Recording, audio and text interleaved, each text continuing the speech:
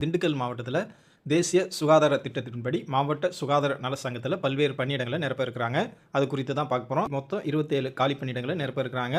இந்த பணியிடங்கள் தற்காலிக நியமனம் அடிப்படையில் நியமிக்கிறாங்க. தகுதியும் விருப்பம் உள்ளவங்க 29/9/2025க்குள்ளே விண்ணப்பிச்சிங்க. என்ன வேலை அப்படின்னு பார்த்தா கன்சல்டன்ட் யோகா அண்டு நேச்சுரோபதி காலி பணியிடங்கள் எண்ணிக்கை 6. கல்வி தகுதி BNYS படிச்சிருக்கணும். இந்த பணியிடத்திற்கு விண்ணப்பிக்க 59 வயசுக்குள்ளே இருக்குன்னு சம்பளம் 40,000 ரூபா கொடுக்குறாங்க. அடுத்த வேலை கன்சல்டன்ட் யுனானி காலி பணியிடங்கள் எண்ணிக்கை 1. கல்வி தகுதி BUMS படிச்சிருக்கணும். 59 வயசுக்குள்ளே இருக்கணும். இதற்கான சம்பளமாக 40,000 ரூபா கொடுக்குறாங்க.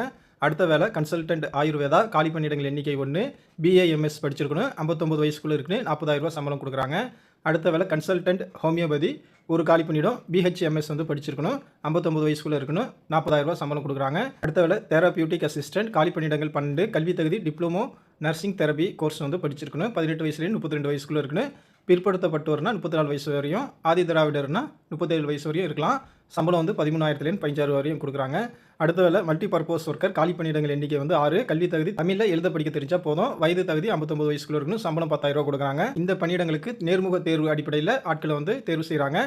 இதற்கு விண்ணப்பிக்கணும் அப்படின்னா இந்த வெப்சைட்டில் நீங்கள் இதற்கான விண்ணப்பம் இருக்கும். அதை டவுன்லோட் பண்ணி ஃபில் பண்ணிவிட்டு தேவையான ஆவணங்களுடன் இந்த முகவரிக்கு அனுப்பணும். நிர்வாக உறுப்பினர் மாவட்ட நல்வாழ்வு சங்கம், மாவட்ட சித்த மருத்துவ அலுவலர், மாவட்ட சித்த மருத்துவ அலுவலகம், அரசு மருத்துவக் கல்லூரி மருத்துவமனை வளாகம், திண்டுக்கல் 624001. இந்த வேலைக்கு அப்ளை பண்ண கடைசி நாள் 29/9/2025. வாய்ப்பும் விருப்பம் உள்ளவங்க அப்ளை பண்ணிக்கங்க. நன்றி.